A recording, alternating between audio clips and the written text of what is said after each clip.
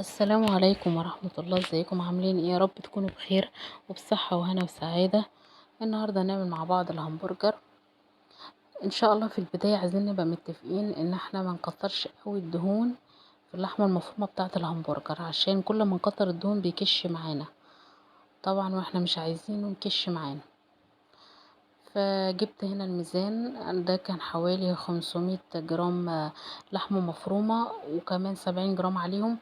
جبت فول صويا حوالي 8 كيلو، ونقعته وصفيته، وعلى الميزان عمل لي حتى يعني التمن عمل حوالي 160. خلاص، نزلت بيه على اللحمة المفرومة، وكمان ابتديت ان انا طبعا بعد ما صفيته كويس قوي من المية ونزلت بيه على اللحمة، وقعدت ان انا اقلبه، وبعدين طحنته في الكبة مع بعض عشان يمتزجوا كده سوا مع بعض، يبقى زي اللحمة، هو واللحمة كتلة واحدة.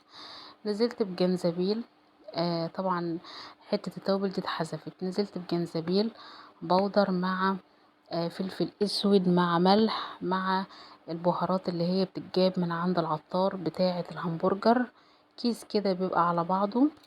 خلاص، حطيت حوالي نصه وسبت منه شوية، وانا كنت مستخدماه قبل كده يعني. فالنص اللي كان فاضل انا ما كان حسبت منه حوالي معلقة صغيرة، وابتديت ان انا اقلب كل الخلطة دي مع بعضها باللحمة بالتوابل بكله.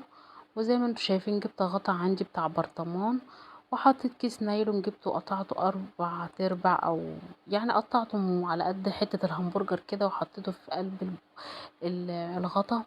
وابتديت ان انا اشكل الوحدات الاول، ان انا اكورهم عشان اخرج اي هوا، وبعدين ان انا احطهم على الغطا زي ما انتوا شايفين بالكيس، واشكلهم. خلاص، وبعدين كده حطيتهم في الفريزر شوية كده تشمعوا عشان ساعة القلية ما يتفكوش مني. خلاص، ادي شكلها. بحط كيس نانو زي ما انتوا شايفين في الغطا، واحط حتة الهمبرجر بعد ما اكورها كويس زي ما قلتلكوا عشان ما تفكش مني، وحطيتهم في الفريزر شوية. وجبت طاسة وحطيت فيها حبة زيت صغيرين. خلاص، وابتديت ان انا انزل، اول ما تسخن ابتديت ان انا انزل بوحدات الهمبرجر. ادي شكلها اهو، ما بقلبش خالص الا لما بعد انها تتشمع من تحت او تتحمر، وما كترش الزيت يا جماعه، يا دوبك حاجه بسيطه كده. ادي شكل الهمبرجر، ده شكله. واطلع الكميه كلها اهو.